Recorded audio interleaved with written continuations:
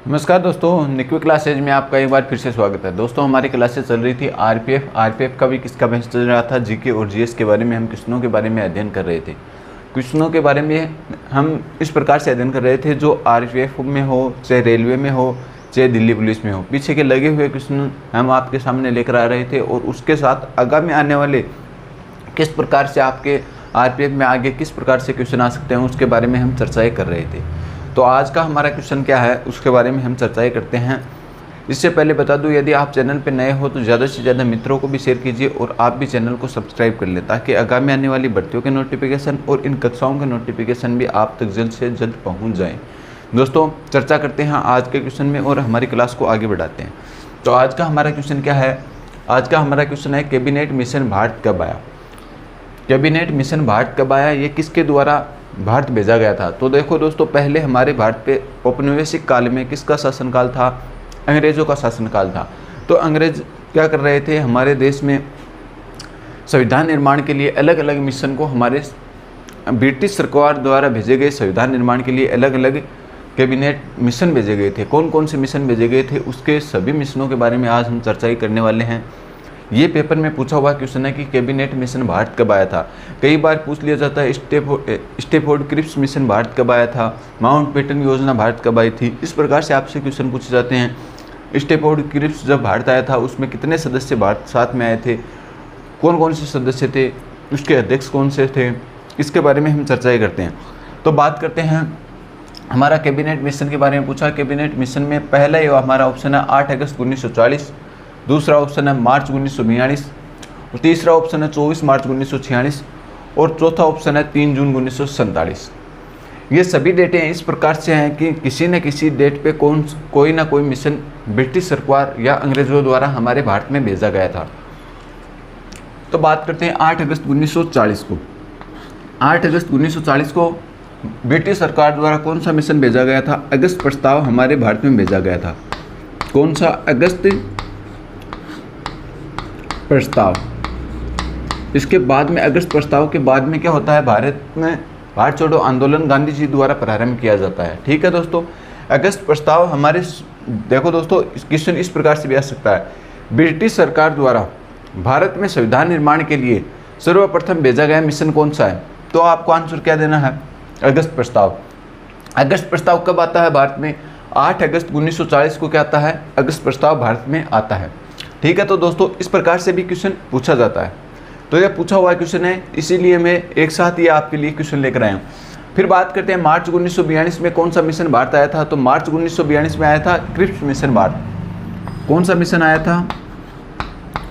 Cripps mission. Cripps mission Bharat आया, Cripps mission में कितने सदस्य थे?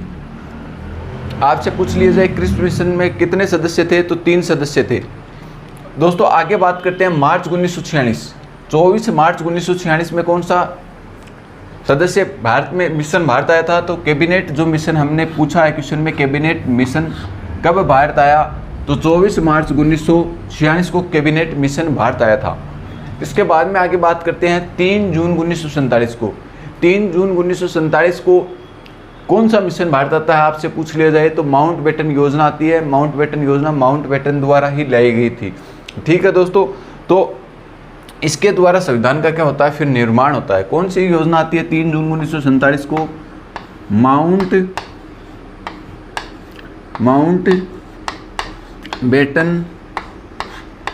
योजना। माउंटबेटन योजना कब आती है भारत में? 3 जून 1947 को आती है। इसके बाद में ही इस योजना के तहत ही हमारे भारतीय संविधान का क्या होता है, निर्माण होता है। स्टेफोर्ड क्रिप्स मिशन मार्च 1942 में आया था। इसमें दोस्तों 3 सदस्य थे। ये तीनों सदस्य पूछे जाते हैं कि कौन कौन से सदस्य थे। तो एक सदस्य लिखना आप पहला, A.V. अलेक्जेंडर। कौन? A.V. अलेक्जेंडर। A.V. अलेक्जेंडर। दूसरा सदस्य स्टेफोर्ड क्रिप्स, खुद एक सदस्य था इसमें। तो लिखो दोस्तों स्टेफोर्ड क्रिप्स।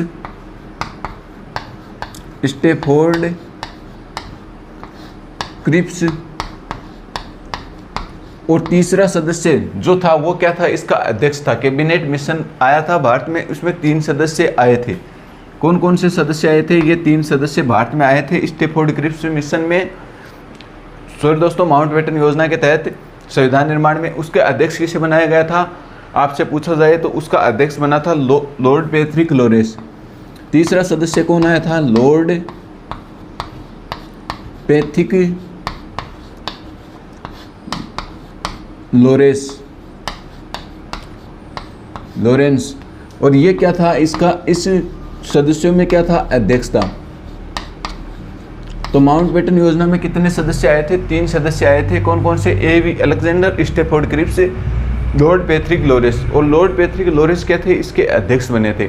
तो इसमें से आपको क्वेश्चन इस प्रकार से भी आ सकता है, निम्नलिखित में से माउंटबेटन योजना के तहत कौन सा सदस्य भारत नहीं आया?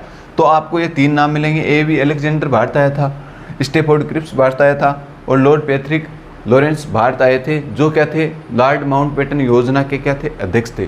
ठीक है, तो इस प्रकार से आपसे एक क्वेश्चन पूछा जा सकता है।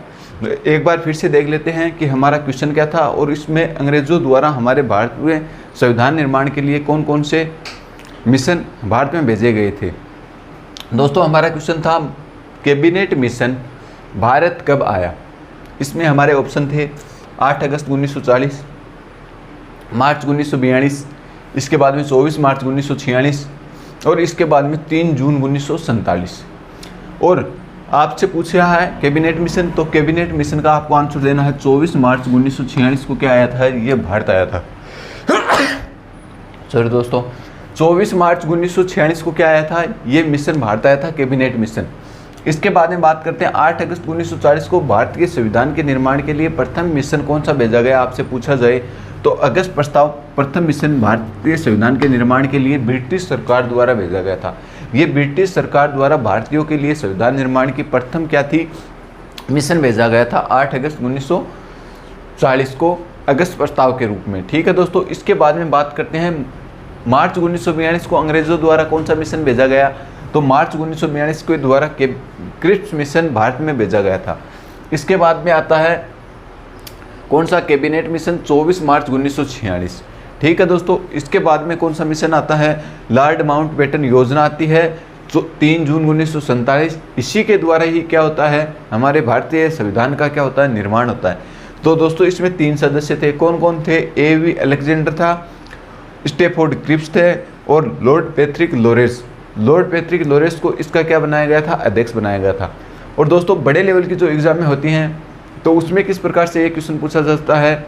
आपके भी अभी भी पूछा जा सकता है RPF SI के अंतर्गत कि निम्नलिखित में से व्यवस्थित क्रम में करना पूछा जा सकता है कि कौन सा मिशन पहले आया था और कौन सा मिशन बाद में आया था। तो सर्वप्रथम मिशन आपको याद रखना है अगस्त प्रस्ताव।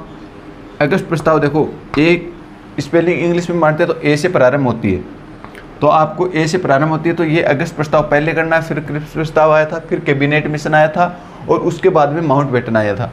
देखो क्रिप्स में भी K से स्टार्ट करना है, कैबिनेट को भी K से स्टार्ट करना है और माउंटबेटन योजना को M से स्टार्ट करते हैं। तो देखो अंग्रेजी के क्रम के हिसाब से देखोगे तो भी आपको पता चल जाएगा कि किस प्रकार से आपको याद रखना है। अगस्त को A से और लास्ट में कौन? माउंटबेटन योजना आई थी 3 जून 1947 को, उसे M से याद रखना है। तो देखो दोस्तों इसको इस प्रकार से याद रखना है ना आप, K A A और M। ये सॉरी दोस्तों K A K M M A K M M। इस प्रकार से आपको शॉर्ट ट्रिक के रूप में भी आप याद रख सकते हो। अगस्त प्रस्ताव 8 अगस्त 1940, बाद में कौन सा? क्रिप्स प्रस्ताव आता है मार्च 1942, इसके बाद में कैबिनेट मिशन आता है 24 मार्च 1946 और इसके बाद में कौन सी योजना आ गई? माउंटबेटन योजना आ गई 3 जून 1947 को। इसके बाद में क्या हो जाता है? संविधान का निर्माण हो जाता है। तो इस प्रकार से आपको व्यवस्थित क्रम में भी करना पूछा जा सकता है। तो उम्मीद करता हूँ जो मैंने समझाया ये क्वेश्चन आपको अच्छे से समझ में आ गया होगा। यदि चैनल पर नए हो तो ज़्यादा से ज़्यादा मित्रों को भी शेयर कीजिए और इस चैनल को सब्सक्राइब कर लें। दोस्तों एक बार आप इसका स्क्रीनशॉट लें, फिर हम आगे के क्वेश्चन के बारे में और आगे चर्चा करते हैं।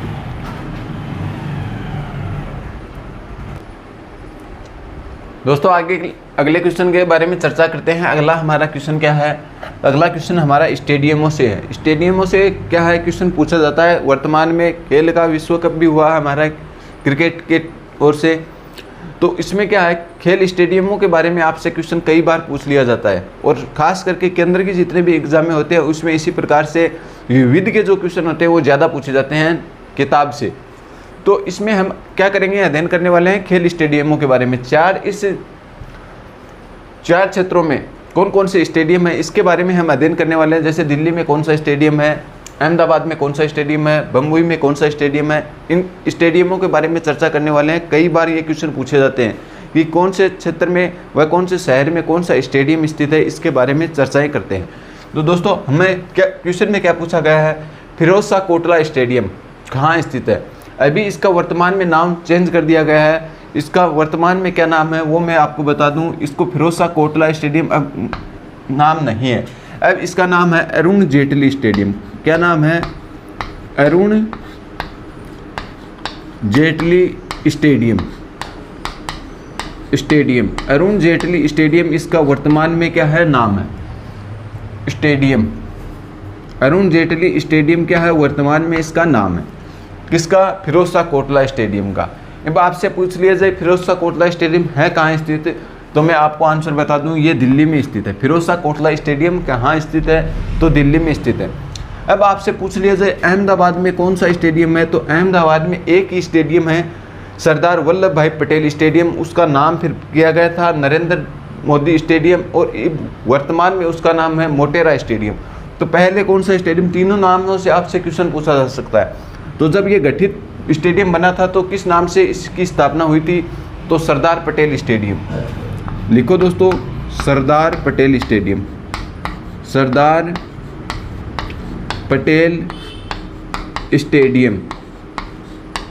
सरदार पटेल स्टेडियम वर्तमान में इसे किस नाम से जाना जाता है, Narendra Modi stadium. Narendra Modi stadium. Modi stadium,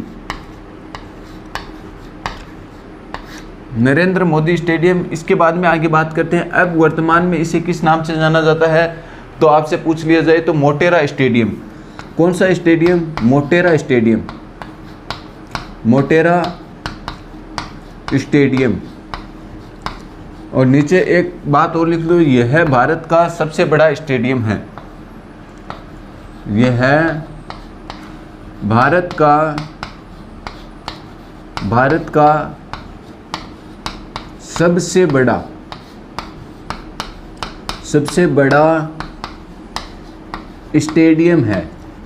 तो आपसे पूछ लिया जाए भारत का सबसे बड़ा स्टेडियम है, भारत का सबसे बड़ा स्टेडियम कौन सा आपसे पूछा जाए, तो भारत का सबसे बड़ा स्टेडियम है मोटेरा स्टेडियम, जो कहाँ स्थित है, नरेंद्र मोदी स्टेडियम भी इसे बोला जाता है, और सरदार पटेल स्टेडियम भी इसे बोला जाता है। ये कहाँ स्थित है, ये अहमदाबाद में स्थित है। ठीक है दोस्तों, आगे बात करते हैं बम्बई में कौन सा स्टेडियम है, तो बम्बई में बात करते हैं। बम्बई में 2 स्टेडियम है जो बहुत बार आपसे क्वेश्चन पूछा जाता है, तो एक तो वानखेड़ा स्टेडियम, एक ब्रेबोर्न स्टेडियम। तो लिखो दोस्तों, एक स्टेडियम तो कौन सा हो गया, वानखेड़ा स्टेडियम।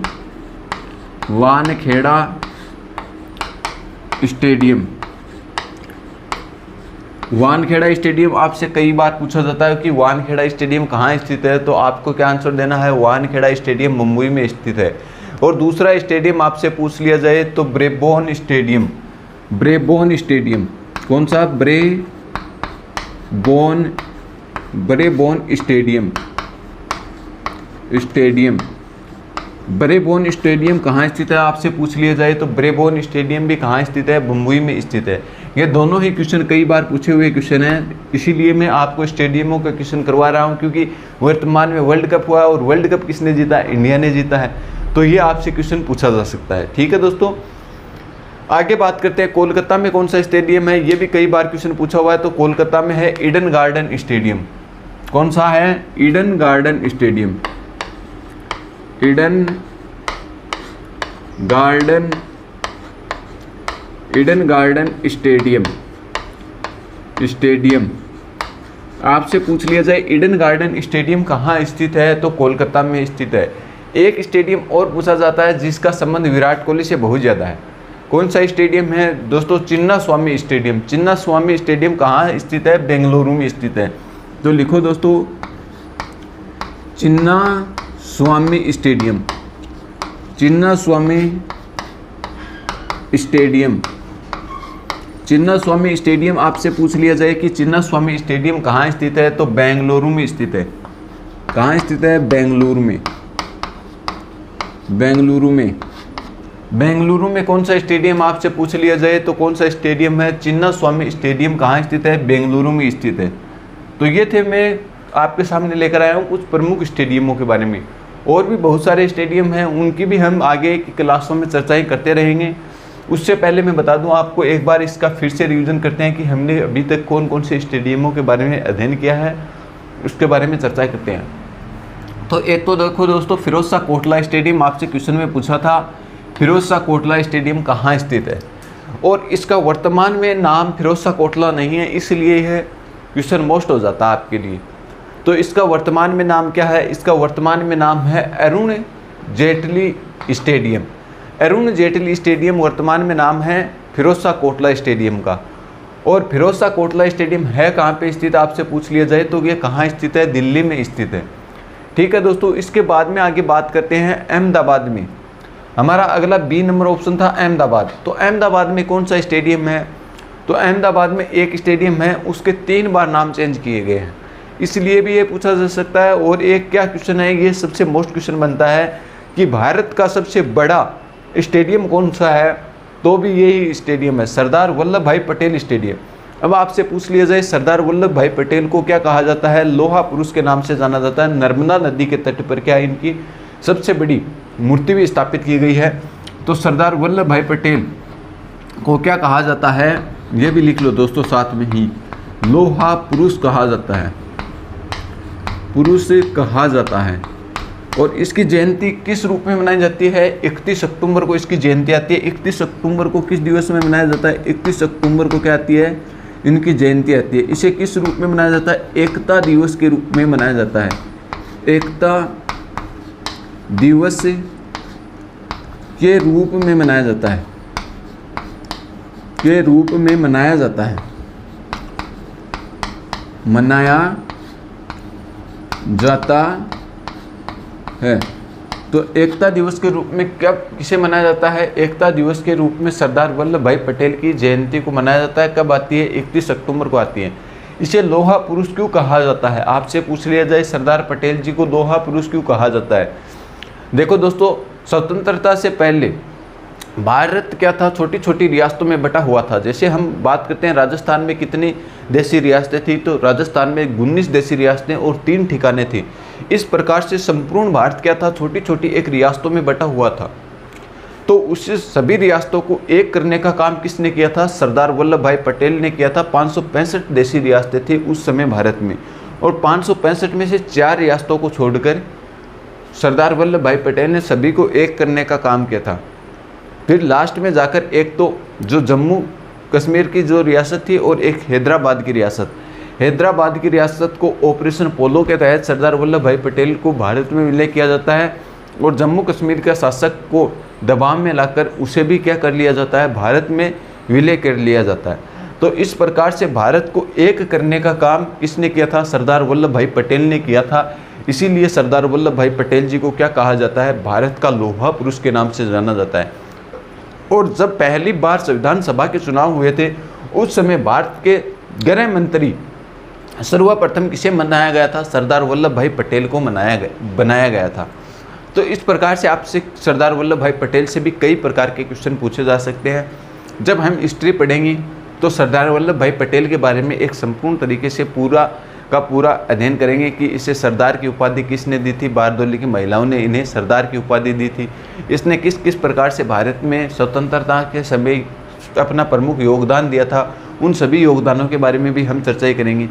तो बात करते हैं इसकी वर्तमान में मूर्ति नर्मदा नदी के तट पर सरदार सरोवर बांध के ऊपर इसकी मूर्ति बनी हुई है, जो क्या है? भारत की सबसे बड़ी मूर्ति स्थित है। रामजी सुधार ने इसका निर्माण कराने का काम किया था, सरदार वल्लभ भाई पटेल की मूर्ति का। नरेंद्र मोदी ने इसका अनावरण किया था, जो खूब चर्चा में रही थी। तो उसके बारे में भी हम चर्चाएं करेंगे, करंट के अफेयर की दृष्टि से उसके बारे में भी चर्चाएं करेंगे, क्योंकि कई बार क्वेश्चन पूछा जाता है। बात करते हैं नरेंद्र मोदी स्टेडियम। फिर इस सरदार जो वल्लभ भाई पटेल स्टेडियम है, इसका नाम परिवर्तित करके क्या कर दिया गया, नरेंद्र मोदी स्टेडियम कर दिया गया। ठीक है दोस्तों, बात करते हैं वर्तमान में इसका नाम क्या है। तो वर्तमान में इसका नाम है मोटेरा स्टेडियम। मोटेरा स्टेडियम यह विश्व का व भारत का दोनों दृष्टि से देखा जाए तो यह भारत का सबसे बड़ा स्टेडियम है। ठीक है दोस्तों, आगे बात करते हैं बम्बई में दोस्तों कौन कौन से स्टेडियम है, उसके बारे में भी हम थोड़ी सी चर्चा कर लेते हैं।